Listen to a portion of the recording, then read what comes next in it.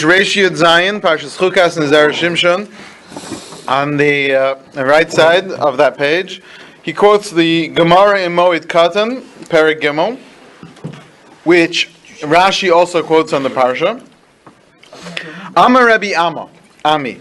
Lama nismecha misas Miriam leparaduma. Why does the Parsha of Paraduma, why is it juxtaposed to the death of Miriam? Meaning, you have to know the background to this. The Paraduma was not given at that time. The mitzvahs were not given at any specific time. In fact, we're told that there was a Paraduma that was brought at the first month of Nisan, meaning 1 year after the Jewish people left, when they were about to build the Mishkan, they brought a Paraduma, because they needed to be pure, all the Jewish people needed to be pure, for the building of the Mishkan.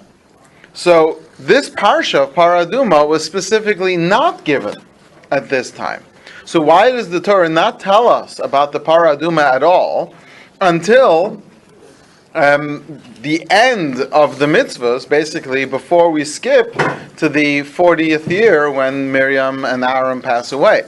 Not only that, but we're even told that the Jewish people were given in Mara, which is before they arrive at Har Sinai. It says, Sham Sam Lo Chok Mishpat. The Jewish people were given laws there. And we're told, according to one opinion, that the Chok they were given was Paraduma. Which means Paraduma was given before the Torah was given. And yet there's not one word about it until here. So clearly, there's a reason why the Torah wants this to be connected to the death of Miriam. Answers the Gemara. Lo Malacha to teach you. Maha Para Mechaperes, just like the Paraduma atones, Af misasan shel tzadike mechaperes, so too the death of the righteous atones. That we are to perceive, and this is a lesson for all time, that when a tzaddik leaves the world, or a tzaddikus, when the righteous person leaves the world, that brings with it a certain purification and atonement for the Jewish people. Makshem. So everybody asks the question, Lama lo ismicha lamaise hakarbanos, that the Torah should have brought not Paraduma, but one of the karbanos, one of the offerings, shehem mechaprim yosef, which are directly for the purpose of atonement. If I was to ask you what the point of the Paraduma is, you would say, in order to be spiritually purified from tumah. It has a kapara aspect as well as atonement, but its primary purpose is spiritual purification. A korban is something which is primarily something that atones, something that's mechaper. So if you're looking specifically to teach that the death of the righteous is mechaper, like a korban, like an offering, then you should have saved one of the karbanos and put it here. That's what the world asks. V'od yesh l'daktik, but I have another question to add to this. The Hamedrash Yalkut Nira, shemisas Miriam ha'sekodem ma'aseh shel mea mariva.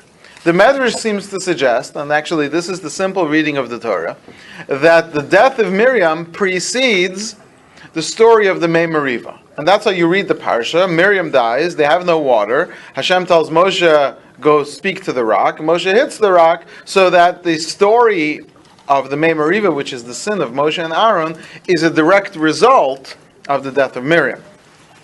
The Isa Sham al Pasik Aches Amata, it says in the Medrash, on the verse, take the staff, Habe'er ha'ya'olu b'schus Miriam. The well was in the merit of Miriam. V'atamas sham Miriam. So because Miriam died, umiyad v'lo haya mayim la'eda. As a result of that, there was no water for the people.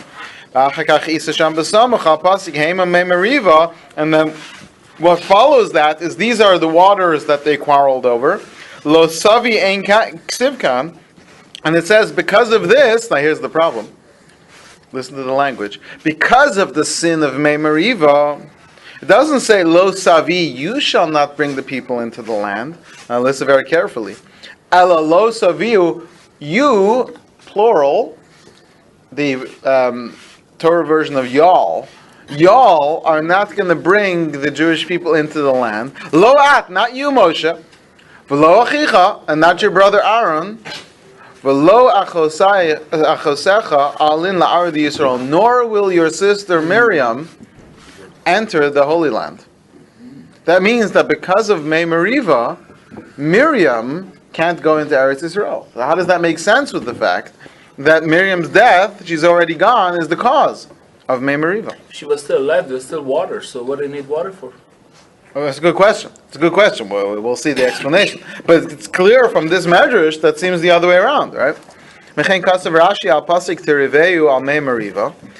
Rashi in Parshas V'zos HaBracha, who quotes this verse that they quarreled over those waters, it says there, if Moshe chata, Aaron and Miriam mechatu. If Moshe sinned, what did Aaron and Miriam do? Which sounds like Rashi's taking for granted that Miriam was also punished as a result of the Mei Meriva. And it seems the same way in another medrash. Shlosha pa'amim hizkir b'Torah Mei Meriva.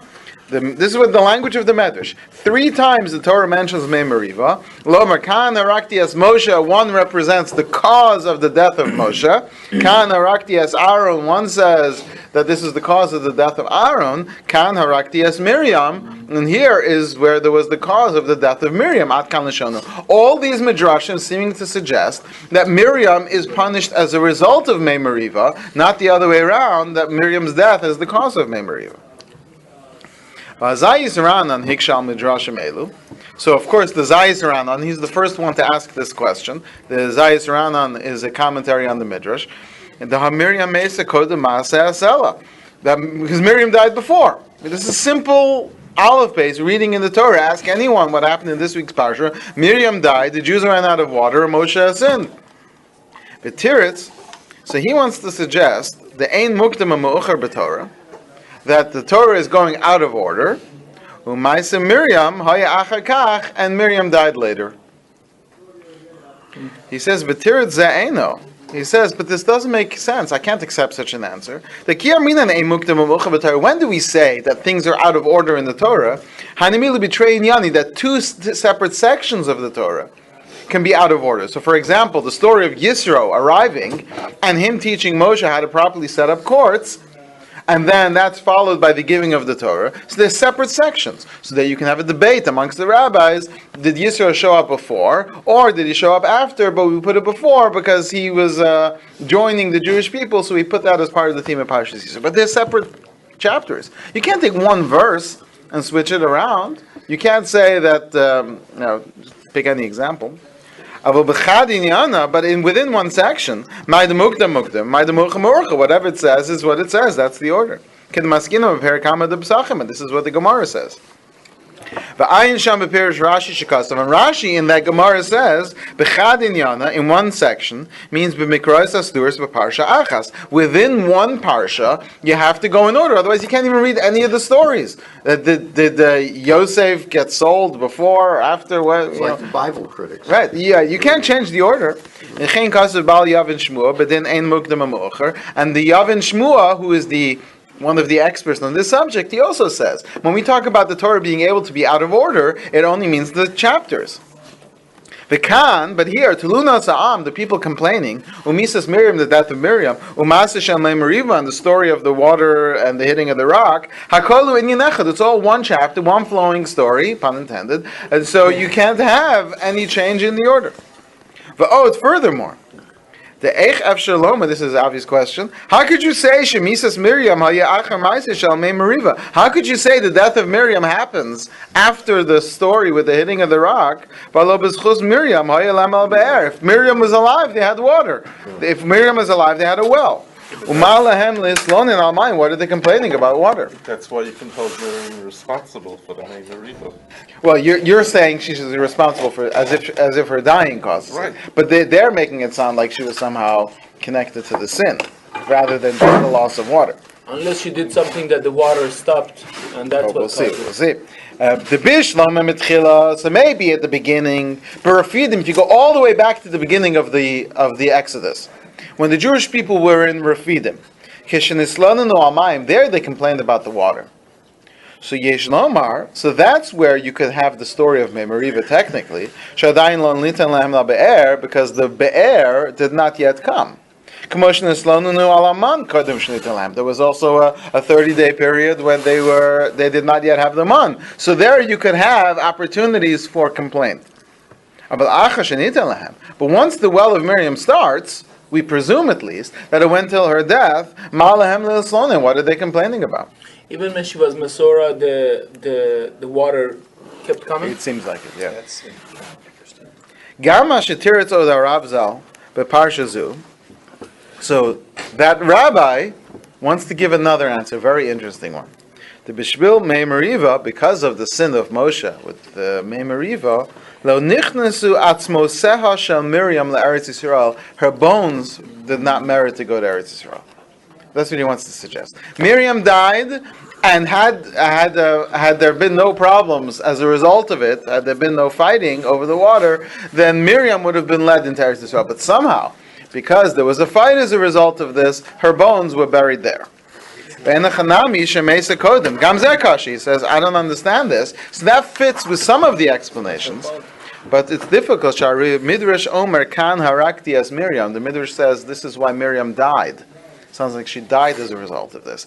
So before we read the next paragraph, I just want to prepare you that this is the Zera Shimshon. He's one of the brilliant Mekubalim / Rabbanim who lived hundreds of years ago, and these kinds of chidushim of novel ideas, it really takes someone with a profound knowledge. If someone else were to suggest this, we would sort of make a face. But when you have someone who's so great in Torah, we've already had opportunity to see his greatness and brilliance in Torah, so we're able to sort of open our minds and accept this pshat.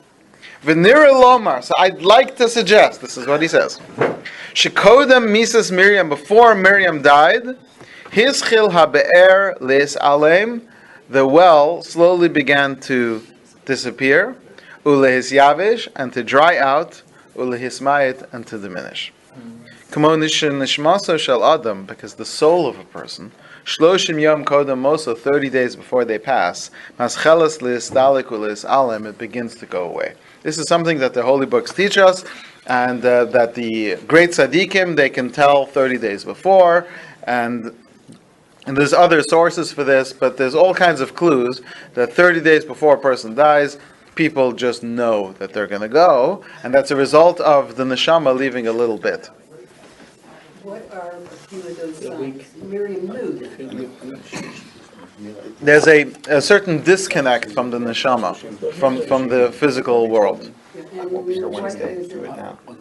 say a certain disconnect. I wouldn't know. Yes. Okay, so he says, by Moshe it also says, Lo uchal od latzes v'lavo. He says, I'm no longer able to go in and out the same way. Upirshu b'perikama d'sota, and the Gemara in Sota tells us, latzes v'lavo b'divrei Torah, that he was unable to function in the same way with the Torah. The same wellsprings, the flowing of wisdom which used to come from him, there was a disconnect there because the neshama has somewhat detached, and that happens 30 days before a person leaves the world. I thought it takes a long time for the neshama to detach after something. Yeah, that's even longer than 30 days. But while in this world, the 30 days, the last 30 days, the person is not completely in this world. We're talking about natural death over here.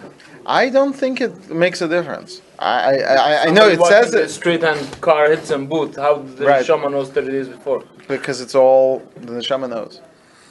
I haven't seen someone say that, but from my understanding, it doesn't seem to be much. He says, "V'hachi daik lashon razal." So he says, look at the language of our sages. Mesa Miriam, when Miriam died, nistalek habe'er. The be'er was finished off. The dafka be'ez mosa nistalik, meaning now it was finished disappearing.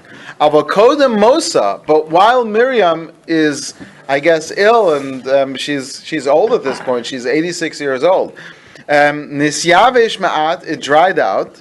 And people can live longer than 86, but she was onis alemat, or it diminished somewhat. V'lo nistalik, but it wasn't completely gone. Was she 86? Because it wasn't she older than... I'm sorry, 126. Thank you. Yeah, that makes more sense. Yes. She was 86 when they left. Because she was 86, you know. It was 86 when they left. When they left and Egypt. 86 is expression for he's 86. That means Oh, is it? Yeah. 100. She was. Thank you for correcting. She was 126. It's 40 years plus. So she's at this point she's going. So he says when the story of the Mei Meriva happens, she's still around. But at this point, the rock disappears and they can't find it. You know that medrash that says that they couldn't find the rock and that's why they were talking to it? Because it was sputtering, it was fading, and they couldn't find it. Moshe couldn't get hold of it. Rabbi, they mourned for 30 days for Aaron. Didn't they mourn for Miriam also? It says they didn't mourn well for Miriam. Interesting. So you don't know when that started. Actually, they didn't mourn well. That's great. Yeah. You're on a roll. Yeah. רבי וורץ', אתה יודע אם אתה מחלק את המילה סלע, זה מים. כן, אם אתה רושם סלע, איך רושמים סלע? כן. למד ועין, יוצא לך מים. זה מה ש... לא אומרים מים. ראשי תיבות. כן, של סלע. המילוי, כן, כן. כל מילה באמצע זה מים. יוצא. או באמצע. באמצע זה Right. מים. In the למה Samach, לא אומרים אבן? אבן זה כלום. זה כאילו אבן. Not the Right. Rosh אבל Hashanah, זה the אמצע. צריכים לשבור את הסלע ואז מוצאים מים. וכן כסף רש"י, שנסעלם ולא שנסתלק. So he's saying that the problem was the rock disappeared, Miriam was still around, but because she was fading, the rock was fading. So at the time of the sin, Miriam was still alive. But because the power of her soul began to ascend, Miriam died there, meaning she was dying there. Because that's the beginning of the death. The she was on the way out, and that's why we say she died. She was dead.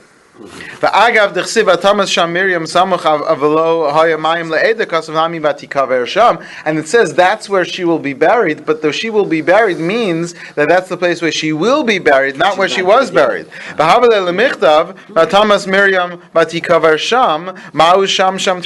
It says, I'll prove this. It says, Vatamas Sham Miriam died there, Vatikaver Sham, and she was buried there. What's that double Sham?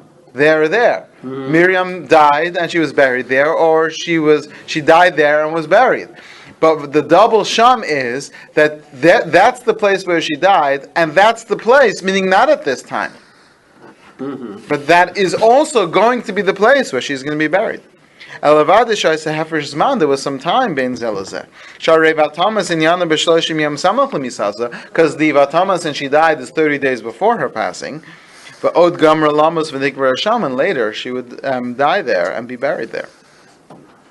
So he says, according to my theory, that the water disappears or begins to disappear 30 days before. Then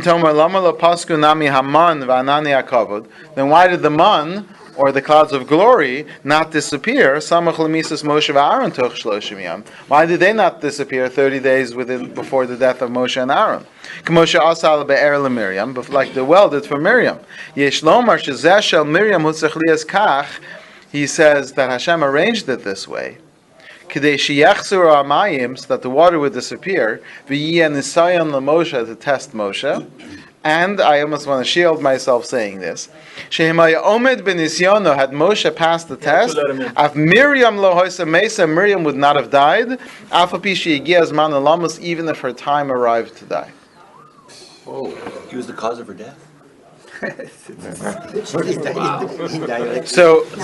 So Miriam goes sick. Her soul begins to leave the world. The water disappears. If somehow Moshe would have spoken to the rock, he would have undone the well, reinvigorated the well, and somehow through this process reinvigorated Miriam as well. She would have been well. Which is one of the reasons why Hashem was so angry about it. Because he didn't want, right? He wanted now, them both. The truth is, in the holy books, they do talk about how Miriam and the well, that Miriam, her energy, her power, whatever she was bringing down into the world, is the source for Mayim for the Jewish people. So she and the well are going to be linked in this way. But this is a chiddush from the Zera Shimshon.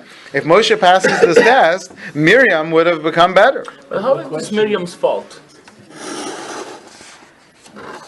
I don't know if we use the word fault. Because of this, Miriam didn't know Torah Israel. That Because means it doesn't she mean did a fault. something. It means just a reason. It doesn't say it's her fault. It just says because of this, Miriam is punished.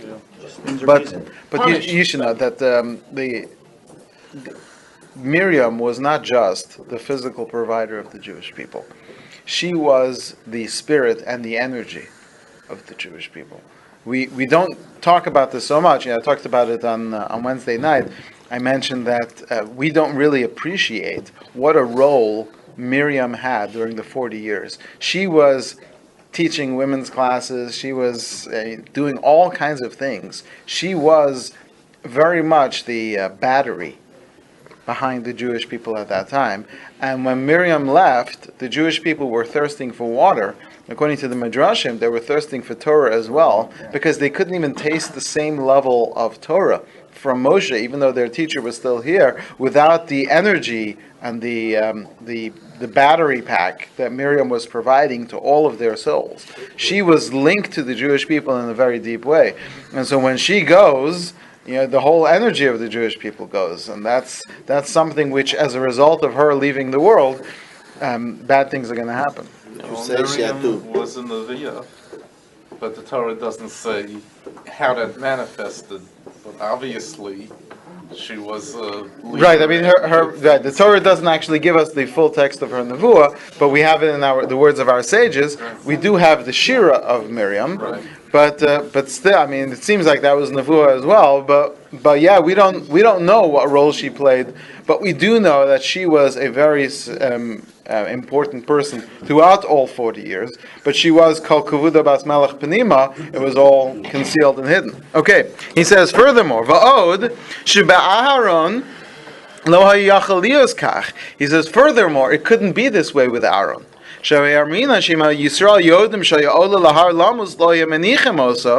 That if the Jewish people would have known that Aaron was going to pass away, they wouldn't have let him.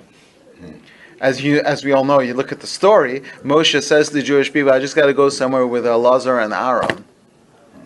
And 3 went up the mountain, and only 2 came down.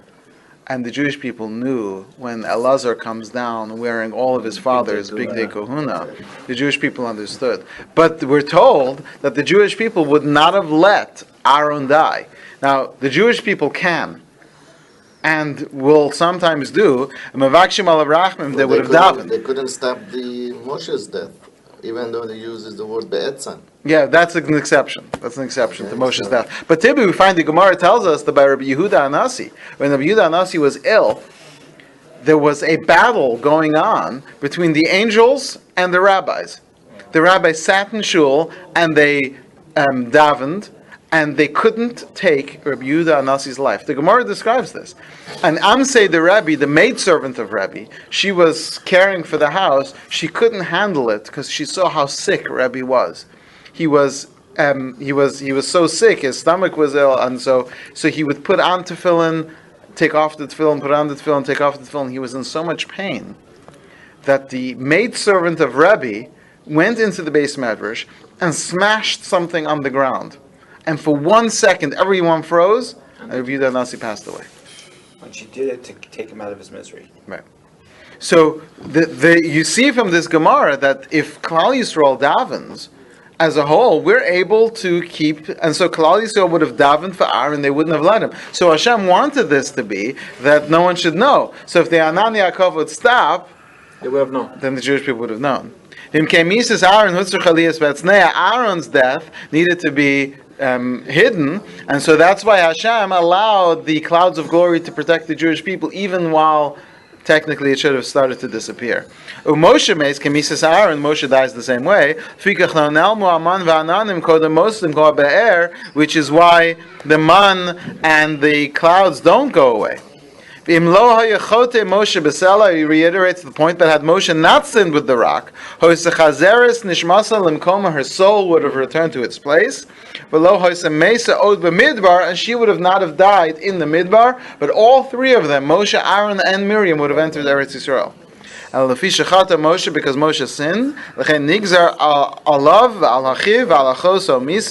Upon Moshe, Aaron, and Miriam, it was decreed death.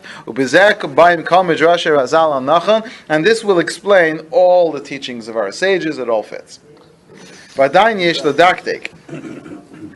So, but I still have one problem, which is why do we say that when the righteous people pass away, that's an atonement? On the contrary, look what terrible things happened after this righteous woman passed away. When Miriam died, the well left, there was no water. But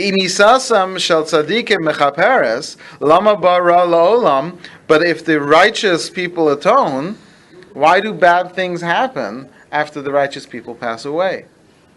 But Yesh Lomar, so he says something very deep. Shatamhu, the reason is that everybody knows.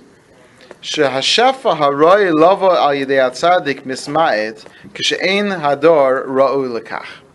The tzaddik, every tzaddik, brings a certain amount of holiness and strength into the world. When the world does not deserve or no longer deserves that tzaddik's holiness, meaning the world isn't fit, that's when the tzaddik passes away. Just in general. That's true in general. This is why we say that the tzaddik leaves. And we always say, when he leaves the world, that he left, due to our sins. What that means is not that, yesterday someone ate chazer and that's why he died. It means because the tzaddik has to be fit for his generation. When his generation descends to a certain low place, at that point the tzaddik leaves the world. So what happens is, when the tzaddik becomes ill, we're supposed to say to ourselves, that's us dipping too low for him to live. V'yatsa teshuvah, and the Jewish people are supposed to be inspired to do teshuvah, as mischaper alehem, and then they can be atoned. For example, now I'm going to say this, that there were certain righteous tzaddikim who passed away just a few years ago. One of whom, I'm not going to mention names, but one of whom was basically declared gone by the doctors. And we were ready to lose this great tzaddik, and Klal Yisrael got together, and we prayed in the schools, the shuls, universally, everyone prayed. He had a refuah shalema, and we had a few more years with this tzaddik. So he's saying that that's what happens if we turn to ourselves. So he says, he says, that's why we're not going to compare it to a carbon, we're going to compare it to a paraduma. A person becomes impure because he came in contact with the dead. And they sprinkle on him the ashes of the paraduma, and he is now purified. So too, the death of the righteous atones for the generation. But we learn, but the ashes are not enough. You have to have fresh spring water. What does that represent? It represents a refreshing of ourselves. And paraduma requires mikveh as well. So we specifically want to compare it to paraduma because the righteous requires teshuvah. The only way to bring the righteous back in the world, or even when they're gone, the only reaction that we can have is only with teshuvah. It doesn't atone without teshuvah. So we didn't want to bring one of the karbanos and bring it here near the death of Miriam, because a carbon would feel like, I brought the offering, my sin is gone, and that's it. The tzaddik died, I have a cleaner slate, which is a terrible way of thinking. Instead, what it's supposed to be like the paraduma. The paraduma is where you have to change yourself, you have to dip into the mikveh, you have to bring the fresh water, the spring water, and the paraduma represents a purification that brings with it, or requires with it, us working on ourselves. And if the tzaddik passes away and we don't take it to heart, we don't change our ways, we don't correct ourselves in a certain way, then it doesn't atone the way that we expect it to. Haven't there been generations where they deserved to have the tzaddik perpetually, and yet the tzaddik died?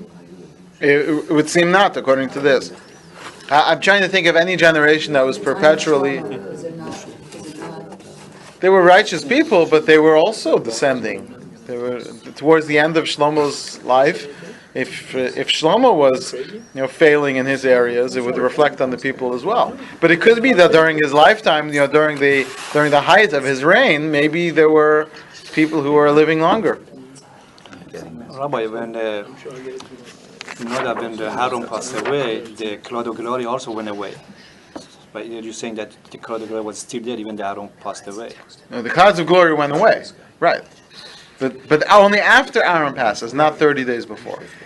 After? Yeah. All right, let's turn to page Reish Chav Gimel. Don't we hold that whenever a tzaddik dies, another one is born? He discusses that. Yeah, he says, but it takes time. Yeah. And the new tzaddik is fit for his generation, Right. not for the previous one. Right? ולמה משה היה צריך לבקש את השם? מה? משה אהרון מת. למה הוא היה צריך לבקש את זה משה? מי ביקש את זה מאהרון? משה. ביקש מהקדוש ברוך הוא למות כמו שאהרון. כן. הוא ביקש את זה ממנו, כאילו. כן, זה מיתת נשיקה, הוא יצא למות מה היה ככה. הסיבה למה, כאילו, מה... זה לא מיתה עם מלאך המוות, זה מיתה רק בנשיקה, זה בלי המלאך. Basically, the question was, what is this about? He says that Moshe wanted to die like Aaron. What was it? So usually the way it works is we have a neshama that wants to go up, and we have a guf that wants to stay down. And depending on how physical you are, that's how thick that wire is that connects the two. And in order to cut that wire, you need the sword of the angel of death. And that's a very painful experience. The Gemara says, for those people who are really bad,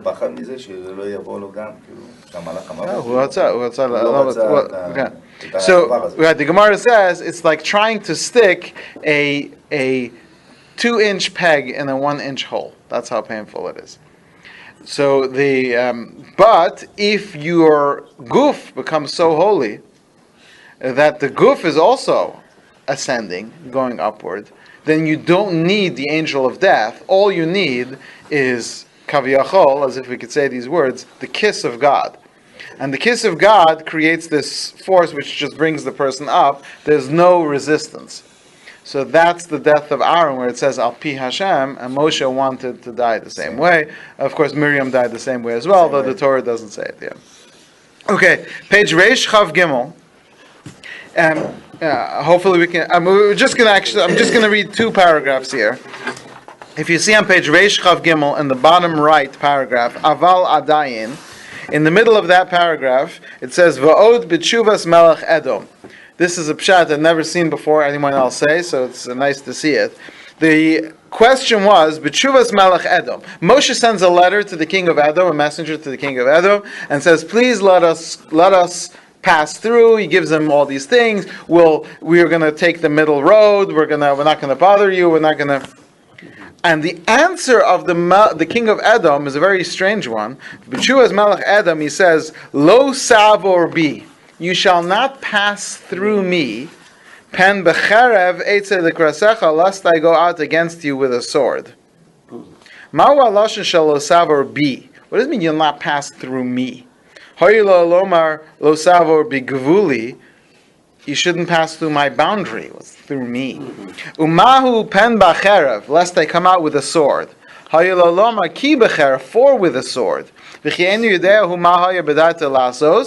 not know what the plan was? So he says, I'd like to explain this based on the words of the Ramaz. And this is a concept that we've discussed many times. But basically, there are sparks of holiness dispersed through the entire world. And this happened originally as a result of the Chet of Adam and Chava. And Mitzrayim was supposed to be the purification process to draw all these sparks of holiness towards ourselves and to collect them from throughout the world, to bring a fixing to the world, because the evil that exists in the world is powered through the Kedusha of these Parim. I'm not giving a full explanation now, but we've discussed it in the past. There is this concept of the holiness which is dispersed throughout the world. And that's why when we deserved it, we had a Beis HaMikdash.